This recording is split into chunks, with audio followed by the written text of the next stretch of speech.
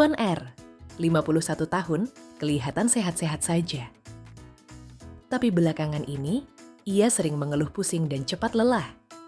Saat periksa ke klinik, ternyata tekanan darahnya 180/110, jauh di atas normal. Ia bahkan gak sadar kalau dirinya punya hipertensi. Dan nyatanya, banyak orang mengalami hal yang sama.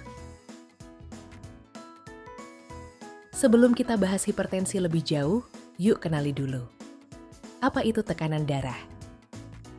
Secara sederhana, tekanan darah adalah gaya dorong darah saat jantung memompa ke seluruh tubuh melalui pembuluh darah.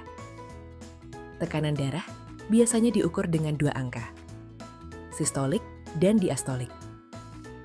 Sistolik adalah tekanan saat jantung memompa. Diastolik adalah tekanan saat jantung beristirahat di antara detakan.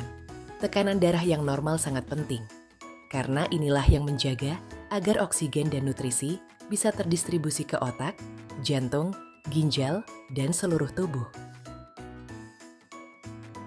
Hipertensi atau tekanan darah tinggi adalah kondisi saat tekanan darah berada di atas normal.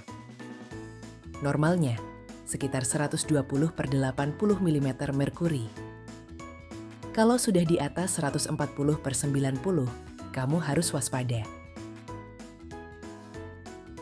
Hipertensi disebut sebagai silent killer atau pembunuh diam-diam karena seringkali tidak bergejala tapi bisa menyebabkan serangan jantung, stroke, kerusakan ginjal, gangguan penglihatan, dan semua itu bisa terjadi tanpa kita sadari.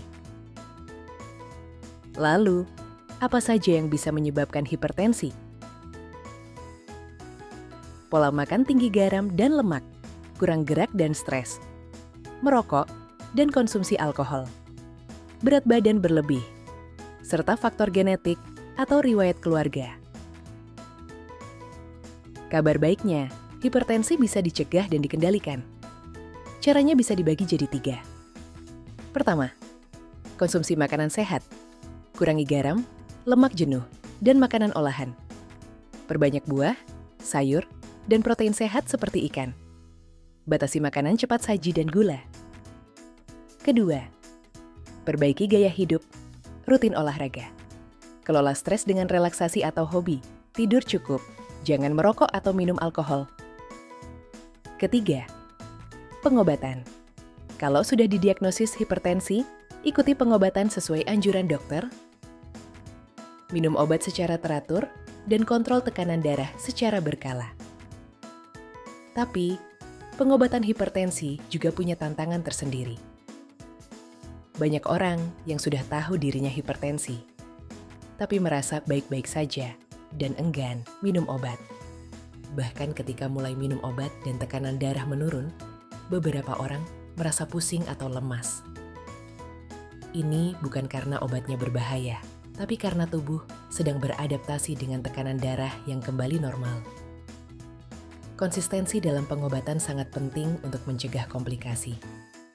Jangan tunggu sampai gejala datang. Yuk, mulai dari sekarang. Cek tekanan darahmu secara rutin, jaga pola hidup sehat, dan lindungi diri dari bahaya hipertensi. Like, share, dan subscribe, supaya makin banyak orang tahu cara menjaga tekanan darah tetap normal.